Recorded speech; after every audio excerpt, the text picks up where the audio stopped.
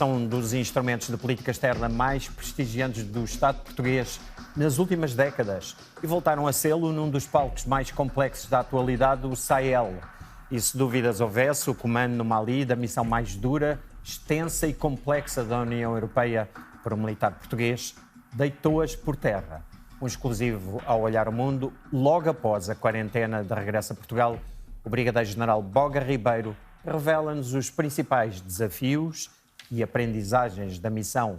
As imagens são de Rui Alves Cardoso, Filipe Silva e Joana Almeida.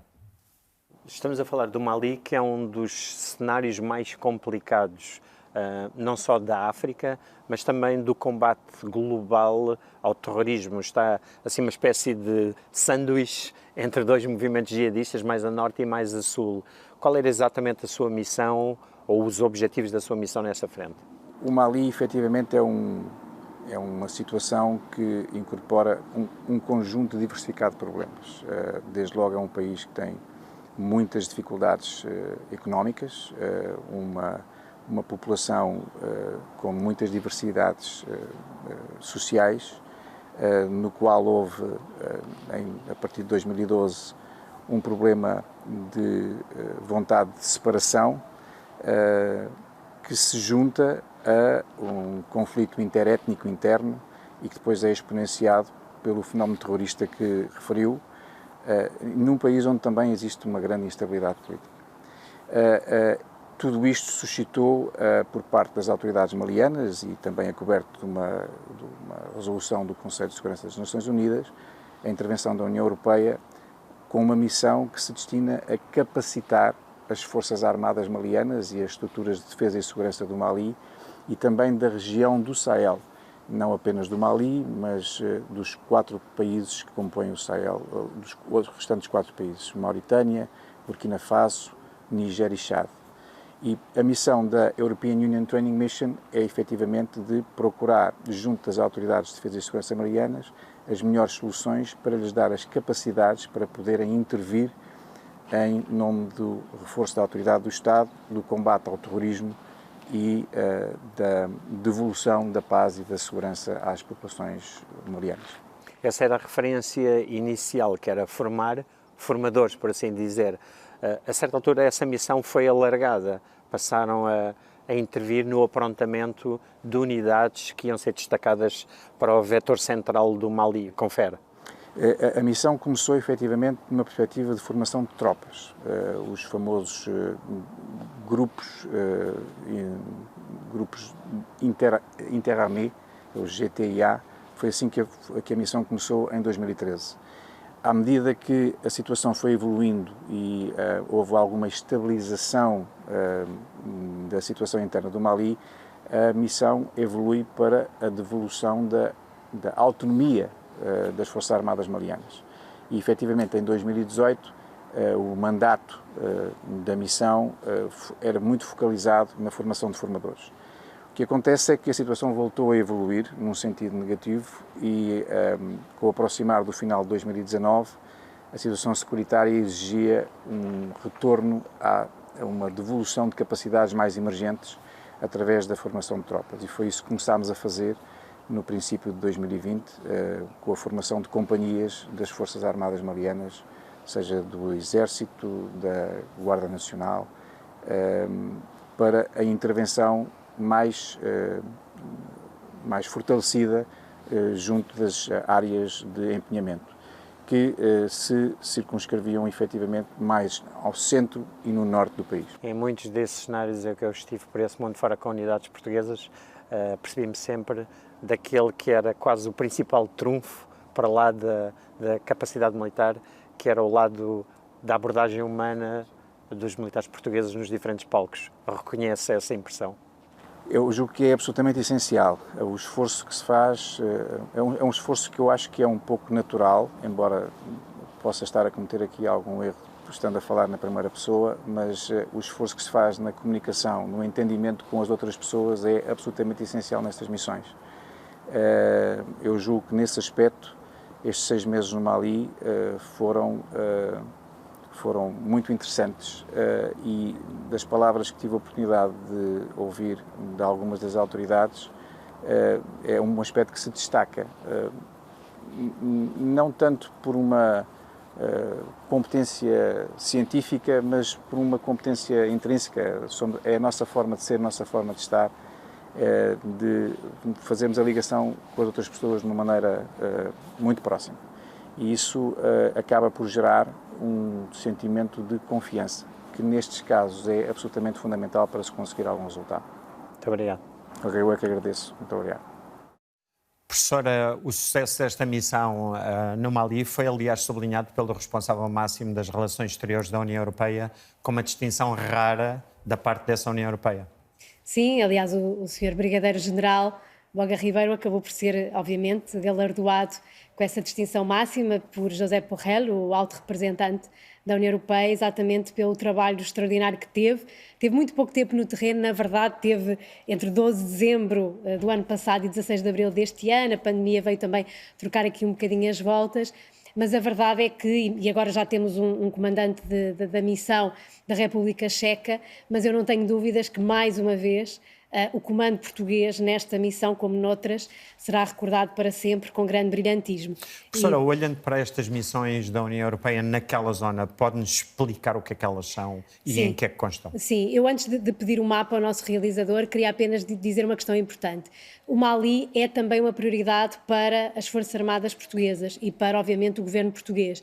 Nós estamos envolvidos diretamente na missão da ONU, a MINUSMA, com 70 militares. Aliás, houve vários olhares no mundo em que já falámos da MINUSMA, e no caso da União Europeia estamos de facto nesta EUTM, que é a European Union Training Mission, com neste momento 11 militares. E agora sim, então pedimos ao Ricardo Nunes, ao nosso realizador, para colocar no ar um mapa que no fundo mostra o overview de missões e operações da União Europeia nos 3 continentes em que a União Europeia também está envolvida, mas com um zoom particular para 3 missões. A UTM Mali, que é a que estivemos a falar, que está no terreno desde 20 de fevereiro de 2013, é o início formal da missão em Bamako, mas também fazer referência à EUCAP Sahel Mali, que está no terreno desde 2014, e EUCAP Sahel Niger desde 2012. E isto porquê? Para explicar também a importância que a União Europeia tem dado ao Mali, da importância também das botas no terreno, e peço para ainda termos em mente este mapa, e para também percebermos que temos aqui 2 espectros de missões que se complementam. Por um lado, uma missão de formação e treino, a Training Mission, e depois uma formação de Capacity Building, portanto, de capacitação. Isto é muito importante para ganharmos a confiança e a resiliência das sociedades, ainda mais numa região como esta, o Sahel, e aliás o Sr. Brigadeiro-General Boga Ribeiro falava disso muito bem, olhando para o grupo do Sahel, Mauritânia, Mali, Niger, Chad, Burkina Faso, temos obrigatoriamente que ter uma abordagem regional a este problema. E já agora também dizer que esta missão UTM Mali sofreu uma prorrogação estratégica do mandato até 18 de maio de 2024, e é a primeira vez que a União Europeia prorroga o mandato de uma missão por 4 anos, normalmente é por 3 meses, por 6 meses, por 1 ano, é a primeira vez que o faz para um mandato de 4 anos, mas para além disso amplia também a área de operações da missão, abrangendo agora todo o Mali e não só a capital, e para além disso estende o mandato para prestar assistência militar aos países do G5 Sahel, com prioridade ao Burkina Faso e ao Niger. É importante salientar isto exatamente pela dimensão regional que este mapa nos dá, pela importância também que a União Europeia tem. É verdade que esta missão é muito, é muito impulsionada pelo papel de França. Aliás, muitos se questionam porque é que muitas vezes o Sahel não está no radar mediático permanente. Tem desde logo uma questão óbvia, é que os Estados Unidos não têm tropas empenhadas na região, mas a França tem 5.000 militares, e mesmo com os ataques terroristas que a França sofreu desde 2015, desde o atentado ao Charlie Hebdo em janeiro de 2015, mesmo nessa perspectiva de retraimento de forças em alguns palcos de operações, nomeadamente na República Centro-Africana, onde aliás Portugal depois acabou por render, do Mali, França nunca deixou de ter o Mali como prioridade, e portanto eu julgo que é importante também olharmos para este mapa nesse sentido. Agora há um segundo mapa, que agora... É isso que eu ia perguntar, professora. Nós estamos num palco bastante complexo, como referi na entrevista com o Sr. Brigadeiro-General, de 2 movimentos jihadistas que praticamente ensanduícham aquele país. Estamos a falar do quê? Sim, no fundo é esta metáfora do entrincheiramento, não é? Sim. E que o António utilizou e muito bem. Antes de mais dizer que, obviamente, que há aqui dois grandes domínios, por um lado a Al-Qaeda e o Estado Islâmico, claro, e aqui o Estado Islâmico, que no mapa, desde logo que eu peço ao nosso realizador para colocar no ar, aparece como o Estado Islâmico do Grande Saara.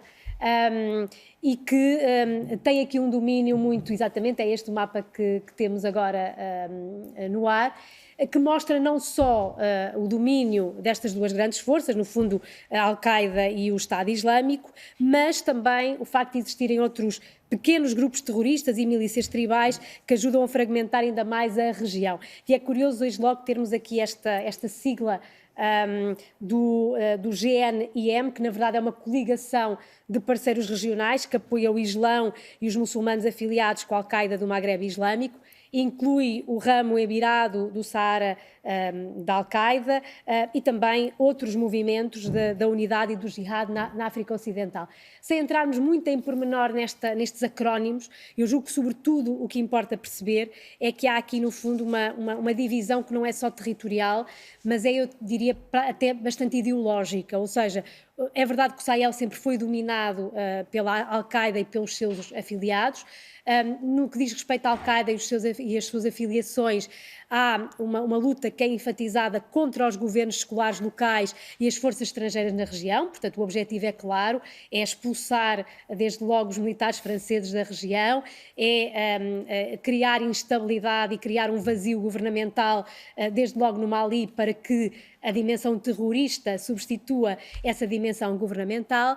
No caso do Estado Islâmico e com o colapso territorial na Síria e no Iraque, claramente que o Sahel surge como uma fonte privilegiada e um palco privilegiado de recrutamento de novos combatentes para manter então a jihad na região. Mas paralelamente, de facto, estas duas dimensões, percebermos, e o Sr. Brigadeiro-General dizia isso muito bem, há múltiplos problemas desta região do Sahel, uma dimensão económica, uma dimensão que neste momento também está a ser muito agravada pela questão da pandemia. Sabemos que há uma coincidência entre estados mais vulneráveis, com menos acesso a cuidados de saúde e o combate à própria pandemia, mas para além disso tudo, o que nós vemos é um colapso governamental do Mali, que claramente tem sido aproveitado por estas forças terroristas, lideradas antes de mais nada pela Al-Qaeda e pelo Estado Islâmico, mas com também ramificações de outras milícias e de outros grupos que estão a ajudar a decompor ainda mais esta fragmentação. Professora, aqui um aspecto último no minuto. Este valor institucional e relacional destas missões militares portuguesas em termos de política externa tem certamente um peso preponderante à escala global. Nós, felizmente, o António sempre me deu o privilégio também de falar um bocadinho das Forças Armadas, que é algo que me toca muito por razões profissionais e académicas. E eu julgo que os portugueses também ao longo destes últimos anos perceberam a importância das nossas Forças Nacionais destacadas nos palcos onde nós estamos, terem uma presença tão distintiva. O António dizia ao Sr. Brigadeiro-General, é a dimensão humana, mas é muito mais do que isso, não é? A marca Portugal nos palcos internacionais, quer no âmbito das Nações Unidas, quer no âmbito da União Europeia, quer no âmbito da NATO, é altamente elogiada. A nossa competência, a nossa seriedade, o facto de sermos um país que, por norma, não apresenta caveados, portanto, não apresenta reservas operacionais. Nós não estamos sempre nas capitais e nos escritórios, nós estamos com uma dimensão operacional muito forte. O Mali não nos ilustra tanto essa dimensão, mas a República Centro-Africana, que já falámos aqui tanta vez, portanto, nós temos militares que sofrem efetivamente perigos diários. No caso do Mali também tivemos uma baixa. No Afeganistão, em tantos palcos, parece muito fora. Felizmente os nossos danos colaterais têm sido relativamente limitados, mas eu acho que também cada vez mais a opinião pública portuguesa está consciente da importância e do papel distintivo dos nossos militares, e nós estamos a poucos meses de começar a presidência portuguesa da União Europeia, a poucos meses de iniciarmos a revisão do Conselho Estratégico de Defesa Nacional, e eu acho que vamos ouvir falar muito e bem de defesa nacional e do nosso empenhamento em África, o que também é muito importante.